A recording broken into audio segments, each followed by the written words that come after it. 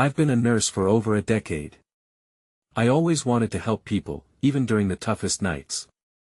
About 3 months ago, I started working the night shift at this old hospital. The halls are long and quiet. The lights flicker. The smell of antiseptic hangs in the air. I've never stopped thinking about what happened during those nights. On my second shift, I went to check on a patient in room 203.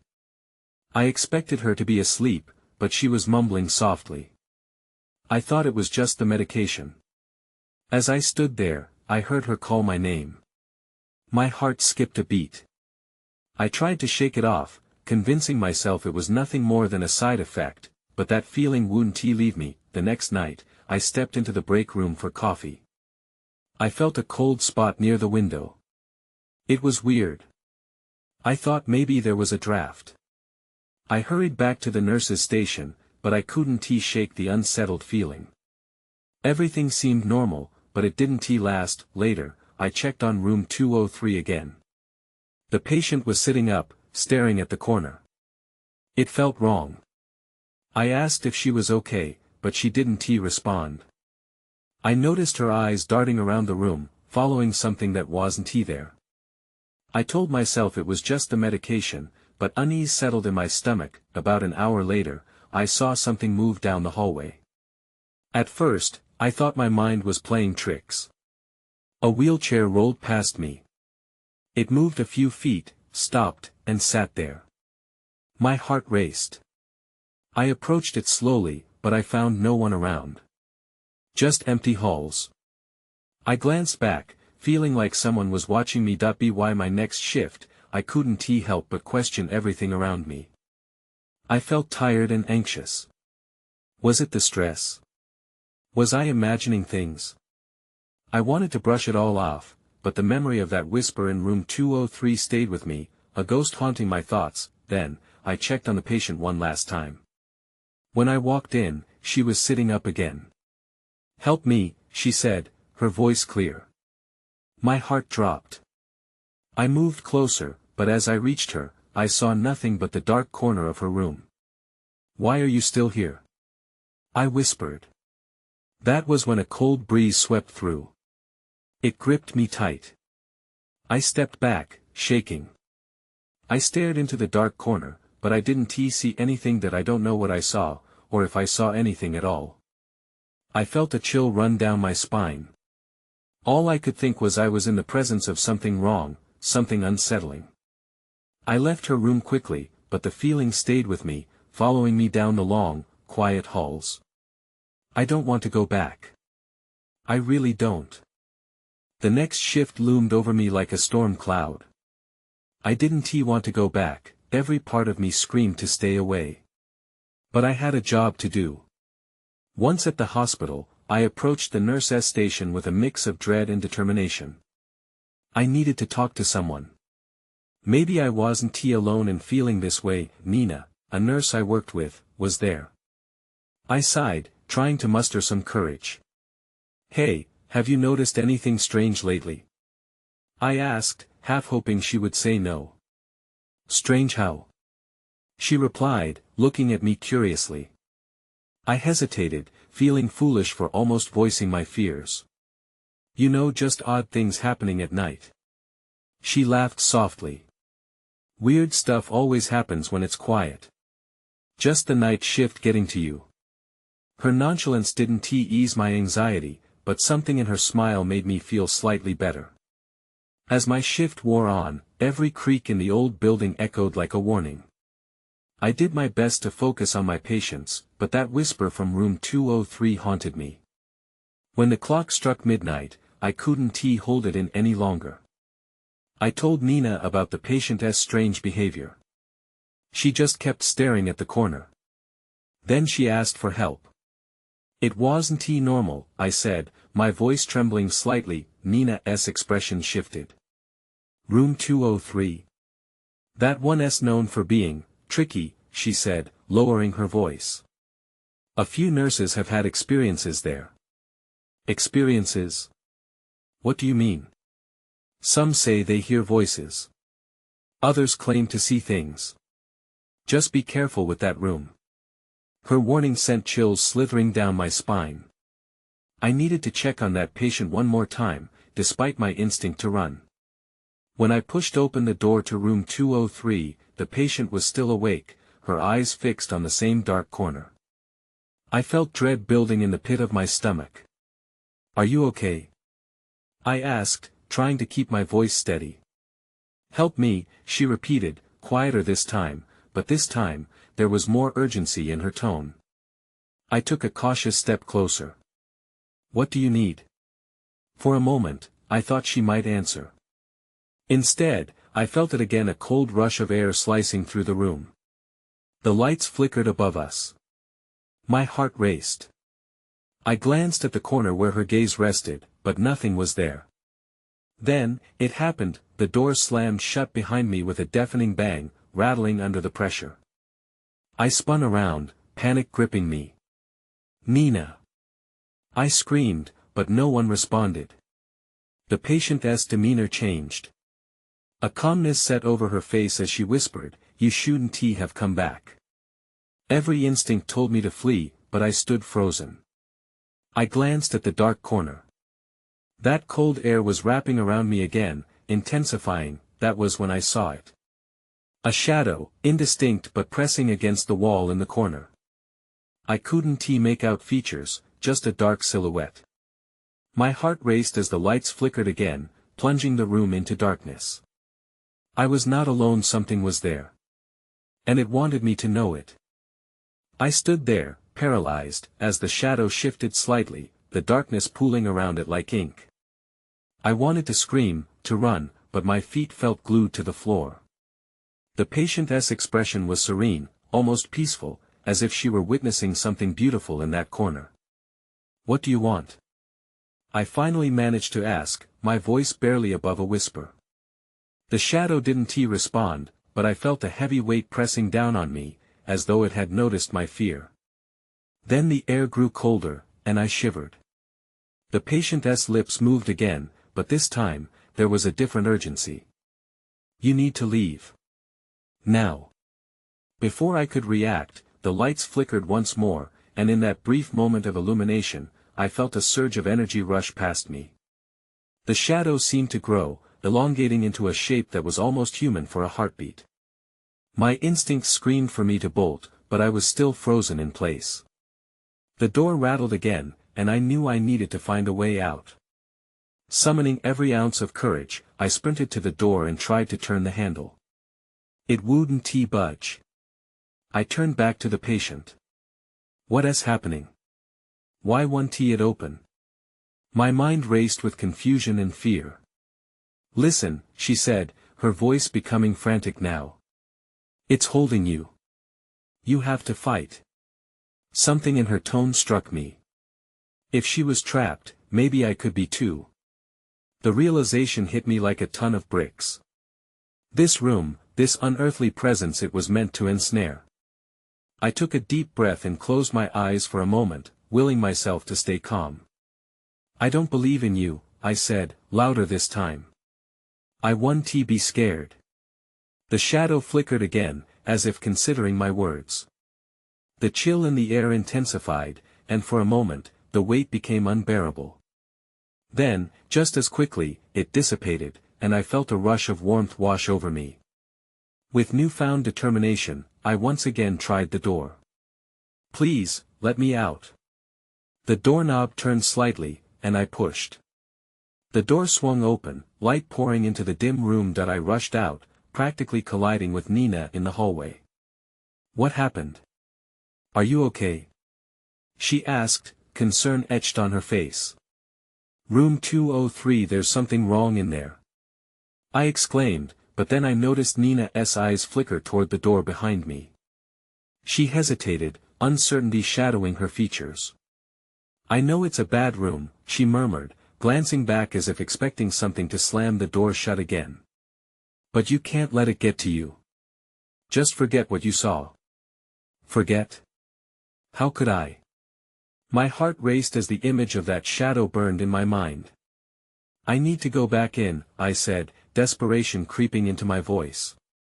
Nina grabbed my arm, her grip tight. "No. You don't understand. It won't let you leave easily. Some things are better left alone. Before I could respond, the lights overhead flickered again, plunging us into darkness. I felt a cold breeze snake around us, and the sense that whatever was lurking in room 203 wasn't done with me yet, but as we stood there, the door to room 203 swung open slowly, as if inviting me back in. I felt the pull, a desperate urge to confront what lay beyond. It was no longer just a job. It was personal now. As I stood there, the cold air wrapping around me, a shot of adrenaline coursed through my veins. I had just escaped something sinister, yet the allure of the dark room was strong. My heart raced. I glanced at Nina, her face pale. I can't just walk away. Please, don't. She urged, her voice trembling slightly. The flickering lights above us created a strobe effect, casting strange shadows that danced on the walls. I reached out to take a step toward room 203, but she pulled me back, hard. At that moment, a sound broke the fragile tension. A faint whisper, barely audible, emanated from the now open doorway. It felt as if the room was speaking to me, coaxing me to return. Help me. The voice was muffled, distorted, but it sent a shiver through my spine that felt all too familiar. Nina, did you hear that? I turned to her, eyes wide. She nodded, but her expression was one of fear. It's not real. You can't let it in your head. But it was already there, gnawing at the edges of my sanity. The patient's warning replayed in my mind, almost mocking me. I had to know what was happening. I had to understand why I felt so drawn to the darkness. With a deep inhalation, I brushed past Nina. I need to go back. No. She grasped my shoulder, her grip like a vice. We should leave. Please. I hesitated, the urgency of the situation battling against the fear rising in my throat. But then I remembered the way I had felt when the shadow had flickered, a mixture of power and dread. I can't run from this, I said, my voice steadier than I felt. Nina's face pleaded with me to reconsider, but I could see the doubt in her eyes. Taking one last look at her, I crossed the threshold back into room 203. The air was thick, heavy with an almost electric tension. I stepped over the threshold, and the door creaked shut behind me, sealing me off from the comforting light of the hallway. The darkness was palpable, pressing around me like a living thing. Then, with the sound of a rustling paper, I spotted something on the floor. A small piece of paper, crumpled and stained, lay just beneath the bed. My stomach dropped. I crouched to pick it up, the air swirling cold around me once again. As I unfolded the paper, shaky hands revealed a disjointed series of letters and numbers. 203, 112. My mind raced to connect the disarray but then stopped. What did it mean? Just then, the lights above me flickered once more, and for a split second, I saw the shadow in full, looming behind me. I felt a chill creep up my spine, and I got that feeling again, the overwhelming sense of being watched, of being judged. Leave, the same voice echoed, but this time it was different, a command, clear and demanding. My vision blurred, and I stumbled back, clutching the paper, desperate to decipher its meaning. That's when I realized. This wasn't just about fear anymore. There was something sinister lurking in this room. Someone was watching. Someone or something that wanted me to uncover the mystery. And whatever it was, I was about to find out. The air grew colder, chilling my bones. I glanced at the piece of paper in my hand again. The numbers and letters had begun to dance in my vision, blurring as the room flickered between light and dark. 203, 112. I muttered, trying to make sense of it. Was it a code, or just nonsense? Then I heard a thump from the corner of the room, loud and distinct. My heart raced. I turned slowly, bracing for whatever might jump out at me. The shadow was gone, but instinct told me I wasn't alone. I strained to hear any other sound, hoping to drown out the pounding in my chest. The thump came again, followed by what sounded like soft whimpering. Hello. My voice trembled. Is someone there? Silence. For a moment, I felt ridiculous calling out. It was just an empty room, after all, wasn't it? But the whispers had burrowed into my mind, urging me onward, and I couldn't just turn away now. Following the sound, I edged closer to the far wall, where the noise seemed to be coming from. As I approached, I noticed an old, wooden dresser, its surface coated in dust. I reached out, my fingers brushing across the grime, and heard another soft whimper from behind it. My pulse quickened.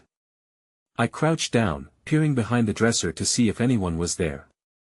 Instead, I found a small, battered notebook half hidden in an old blanket. I pulled it out cautiously, and with it came a smell that reminded me of decay. Cautiously, I opened it, revealing pages filled with frantic, jagged writing. It watches. 203, 112. My breath caught in my throat. The same numbers. I scanned the rest of the pages, searching for clarity among the chaos, but the entries only grew more disjointed.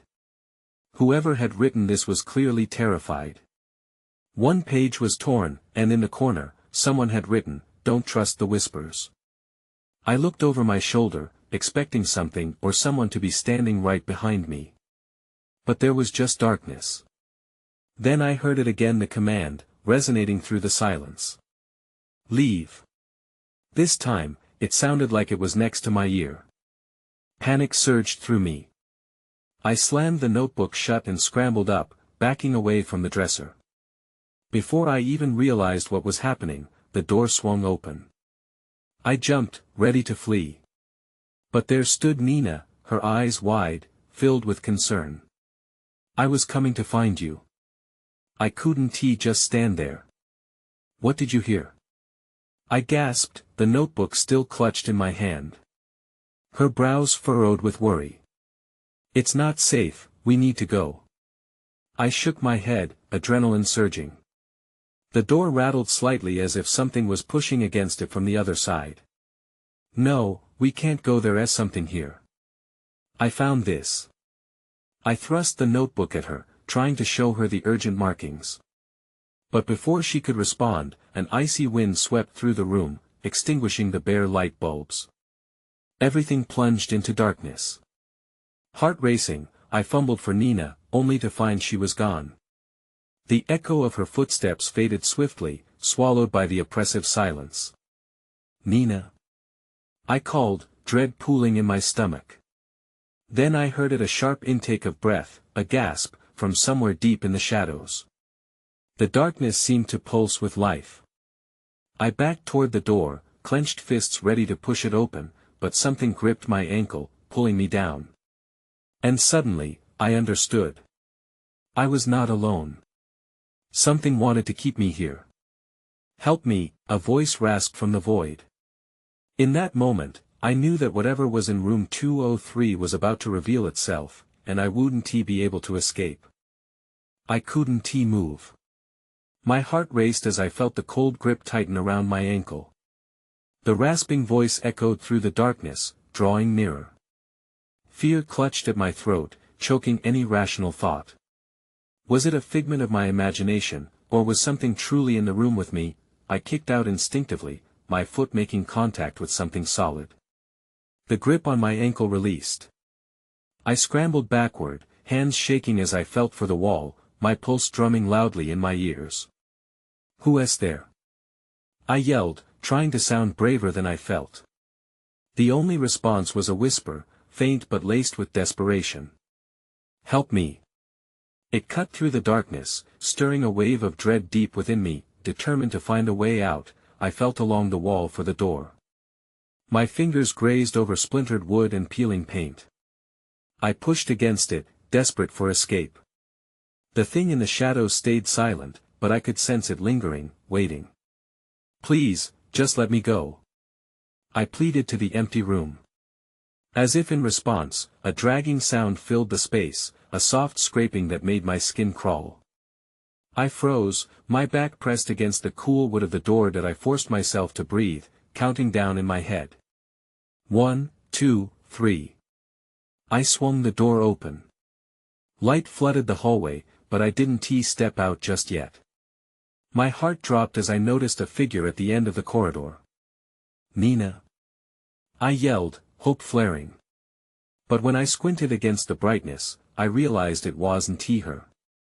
It was a woman with hollowed cheeks and sunken eyes, dressed in worn hospital scrubs, her hands hanging limply by her sides. "Help me," she whispered again, her voice a ghostly echo. My instinct screamed to run, but I couldn't. I was drawn to her. "What happened?" I asked, stepping forward, glancing back into the dark room, wondering what else lurked there. She took a shuffling step towards me, her gaze blank. "Trapped, in room 203." Her mouth moved in fits, words tumbling out in a rush. I scream but no one hears me. "You mustn't stay here. You must leave before it." Suddenly, a loud crash from behind me made me jump. The door to room 203 slammed shut with a force that rattled the walls. The woman let out a small, tormented whimper, her figure flickering in the dim light. "Please, you have to run," she cried. That was enough. I turned and bolted down the hallway, ignoring the sharp stabbing pain in my chest. The fluorescent lights flickered around me, casting erratic shadows as I sprinted, not daring to look back. But as I raced, the echo of her voice trailed behind me, the urgency written all over her face replaying in my mind. I reached the stairwell and barreled down, heart pounding harder with every step. When I reached the ground floor, I burst through the door and into the lobby. I paused only to catch my breath, eyes darting around the empty space. It felt deceptively calm after what I'd just experienced. And then a deep, guttural whisper slithered into my ear. "You cannot escape." Chills raced down my spine. Panic surged again, and I took off toward the exit. What had I just walked away from? What was really going on in room 203? Questions flooded my mind, but one thing was certain: something dark was hiding in that hospital, and I couldn't shake the feeling that it had its sights set on me next. I burst through the front doors of the hospital, stumbling into the cool night air. My heart still raced, and I fought to catch my breath. The street was empty, a stark contrast to the chaos I'd just experienced. Silence was both a relief and a new fear. I felt exposed, as if something was watching me from the shadows of the building. That I glanced over my shoulder, half expecting to see that woman in scrubs standing behind me, her eyes pleading. But there was just the stillness of the night. I turned away, shaking my head as if to clear the images from my mind. I had to get out of here, but I didn't even know where I was going. As I forced myself to walk, the events replayed in my mind. "Trapped in room 203," her voice echoed, teasing the edges of my consciousness. Who was she? What had happened to her? I found myself wandering down the street, the hospital lights flickering in the distance, casting an eerie glow. My phone vibrated in my pocket, jolting me back to reality. I fished it out, hoping for some sense of normalcy. It was a message from Nina, still worried about me. I sighed and typed back, "I'm okay. Just needed some air." I didn't want to burden her with my fear. Just then, a sound caught my attention, footsteps echoing behind me. I turned, but I saw only the empty street. My instincts screamed at me to move faster, but my feet felt glued to the asphalt. That whisper from the hospital echoed in my mind: "You cannot escape." I picked up my pace, the shadows seeming to close in around me. As I rounded a corner, I spotted a flickering streetlight ahead and headed toward it. The sudden jolt of light felt like a beacon of safety. I paused to collect myself, taking a few deep breaths. I could feel the tension easing, the ghost of fear starting to fade. Then, I heard it again.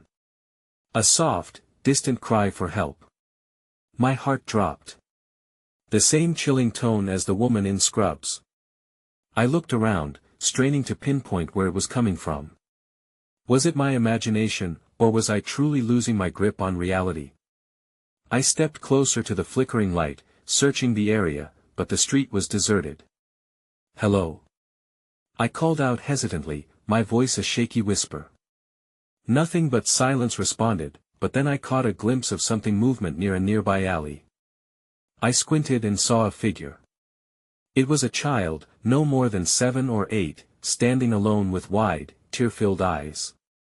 My heart melted at first. How could a child be out here at this hour? But something about the way he stood sent a chill down my spine. He looked lost, almost out of place. "Are you okay?" I asked, stepping closer. He remained silent, just staring at me. A cold breeze swept through, making me shiver. Then everything changed. The alley darkened, as if something was swallowing the light around us. The child's expression shifted, his eyes turning hollow like the woman's. "Help me," he rasped, mimicking the plea I'd heard before. My blood ran cold, and I stumbled backward, my instincts screaming. I didn't wait to see what else was in that alley. I turned and ran, abandoning my search for answers. Whatever was connected to room 203 had been unleashed, and I couldn't shake the feeling that it wasn't done with me yet. I sprinted down the street, the echo of that child's voice still haunting me. Panic fired through my veins, urging me to flee. I didn't stop to consider where I was going.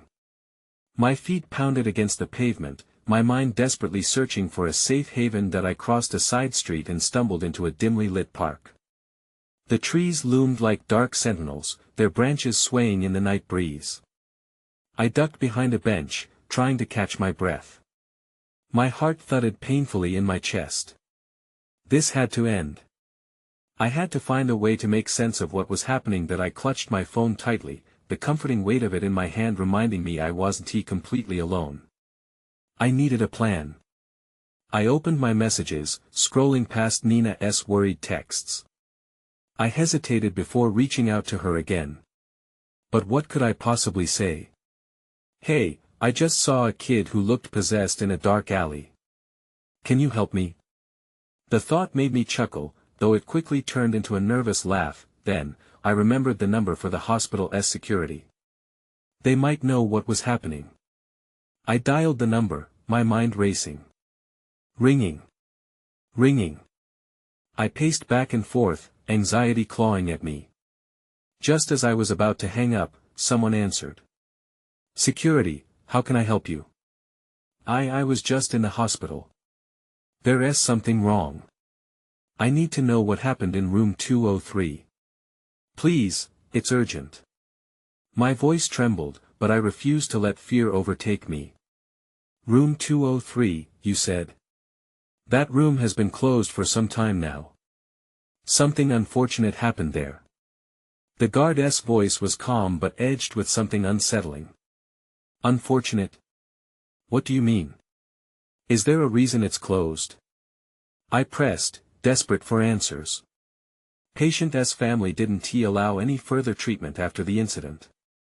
No one goes near that room anymore. His tone shifted, dipping into a whisper. "You should be careful. The hospital has its memories." "What kind of memories?" I asked, confusion mixing with fear.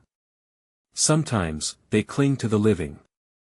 The line went dead, leaving me in stunned silence. The wind picked up, rustling the leaves above, as if the park were echoing my turmoil. That whisper, "You cannot escape," clung to me once more. I couldn't stay here. Whatever was haunting room 203 was creeping into my reality. That I took off again, heading toward the main road. As I reached the edge of the park, I stopped dead in my tracks. A figure stood at the far end, bathed in the glow of a flickering streetlight. My first instinct was to turn and run, but I couldn't. Something kept me rooted to the spot. That it was another child, identical to the boy from the alley. Only this one wore a hospital gown. His small frame shivered in the cold night air, and his eyes were filled with the same haunting depth. "Help me," he whispered, the sound chillingly familiar. Then, without warning, a shadow loomed behind him, eclipsing the light. I felt the ground tremble beneath my feet. My heart raced, and all sense of safety evaporated.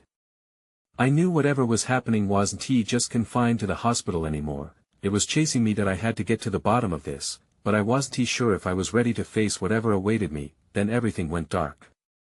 I blinked, my vision returning slowly.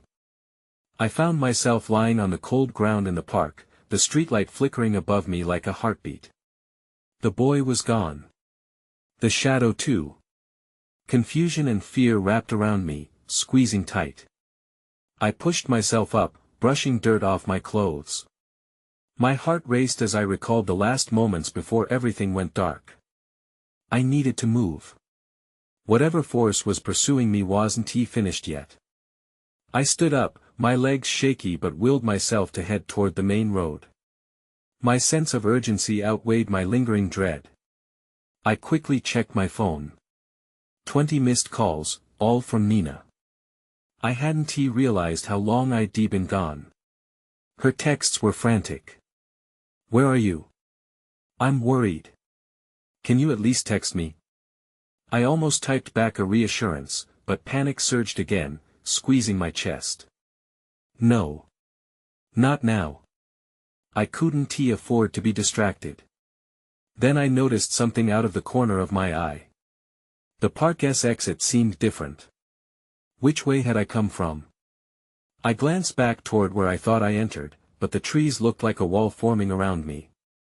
It all felt wrong. Then, I heard it. A soft giggle echoing from deeper into the park. My heart raced anew, and I hesitated.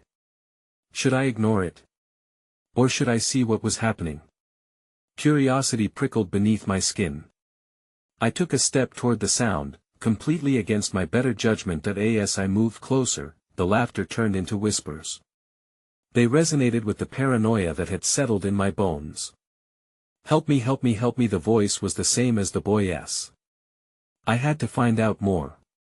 Maybe this would lead me to answers. That I stepped carefully, peeking around trees and bushes, trying to locate the source. The laughter stopped abruptly. I felt a chill run through me, like icy fingers dancing down my spine. "Hello?" I called out, my voice shaking slightly. Silence, but then, something shifted. I couldn't see what it was, but I felt it, like a presence lurking just out of sight. I inched forward, every instinct screaming at me to turn back. But I had come this far. That's when I saw it, a small wooden box perched on the ground, half buried in leaves. It seemed out of place, oddly pristine against the backdrop of decay in the park. I crouched down, my heart thumping louder. My hand reached out, but just before I could lift the lid, a flash of movement caught my eye. I spun around to find a figure standing a few feet away. Not another child, but a man, or at least I thought he was a man. His features were twisted, almost grotesque. He wore a hospital gown much like the boy. But his face was older, marked with lines of pain that seemed to reflect memories I didn't want to know. "Don't!" he croaked, voice laced with terror. "You can't open it." The words echoed in my mind, and I froze. I had to leave, but my legs wouldn't move. What had I stumbled into? The shadows shifted again, closing in around me. I needed to get away. Fast. Just as I turned, everything went dark again, but this time, I heard a distant whisper, "She'll be back." I jolted awake on the cold grass, the whisper echoing in my ears, a taunt, a promise, or a threat. My heart raced, the world around me spinning as I pushed myself off the ground. I shot up, frantically scanning my surroundings. The park was eerily quiet, illuminated only by the waning streetlight that flickered like a heartbeat. What had just happened? Had I really lost consciousness again? Something in me warned this wasn't the first time. My pulse pounded as I fought to make sense of my surroundings. Only shadows greeted me, elongated and shaping into grotesque forms under the weak glow of the streetlight. I remembered the man's warning. "You can't open it." What couldn't I open? I stumbled backward, feeling the weight of the unseen around me, dragging me down. That I had to focus. Room 203 had unleashed more than just my fears, it was like a sickness spreading into my reality. I reached for my phone, but the screen was black, unresponsive. Panic surged through me. I turned to the path leading out of the park. There was no turning back, each step felt heavy as if the shadows were tightening their grip around my ankles. The sound of rustling leaves filled the air, a whispering chorus beckoning me to stay. "Help me" echoed through my mind again, closer this time, wrapping around me. I took off towards the exit, my breath quickening, knees trembling as I pushed my body to run. I nearly collided with the gate, fumbling with the latch, my fingers slipping over cold metal. With a frantic shove, I burst through into the street, gasping for cool night air. The hospital loomed in the distance, the windows dim yet suffocatingly familiar. The once comforting fluorescent glow of the building now seemed like a beacon of doom, reminding me of the being I had encountered. Without conscious thought, my legs brought me back toward the entrance, towards the place where shadows stirred at the corners of my mind. That as I approached, I began to hear whispers again, thin and persistent. My heart beat in tandem to their chant. I hesitated outside the doors, the weight of countless eyes watching me from within. What was it that called me back? I wasn't paralyzed by fear this time, it was something more unsettling. With a deep breath, I squared my shoulders and stepped inside. The lobby felt different now, more foreboding.